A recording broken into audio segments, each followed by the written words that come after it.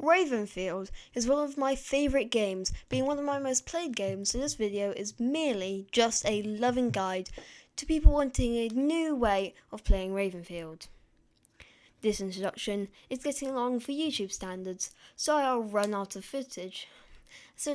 I will run out of footage, so let's get on to the video. Now the basic controls are what's expected. RT for shooting, this is for an Xbox controller. LT to aim, LB and RB to switch weapons, and X to reload. But this is just the standard controls for most shooters. The movement controls are the standard again, whether you know left stick to move, right stick to look around, A to jump, hold the left stick to sprint. But controls unique to this game is two: Y and holding right stick.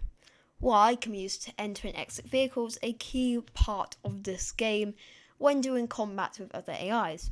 But holding right stick also lets you fire for some odd reason.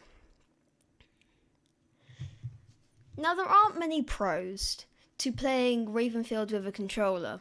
Maybe you like it a bit better, but it does limit you.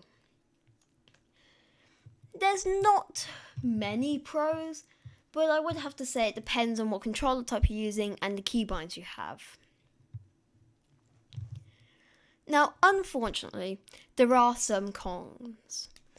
For the start, biggest con is oversensitivity. It makes doing anything really hard because your controller, if you do anything like move with right stick, it flicks across your screen. You flick round and you can't basically aim. You have to kind of move around to aim. But if you can find the controller sensitivity, you can make this better. Now, there are also hotkeys, which I would not see myself using as they're in quite an inconvenient place, so I'll put them here in the cons. I don't know why, but I'm putting them here. If you use up arrow, down arrow, right arrow, and left arrow on your D-pad, it switches between weapons. This could be useful, but I barely find myself using it. You also cannot check the map, which is vital. You can also not slow time, which is nice if you're going into a cool cinematic shot, or check the leaderboard, which I don't find as important, but could be important to you. I think not being able to check the map is quite a unbeneficial one here.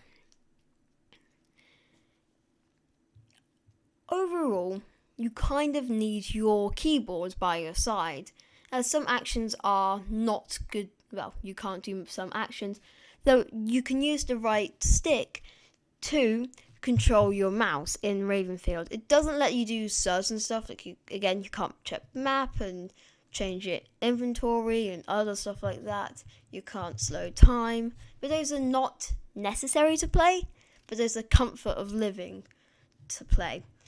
So because of this, Ravenfield, in my books, gets a 6 out of 10.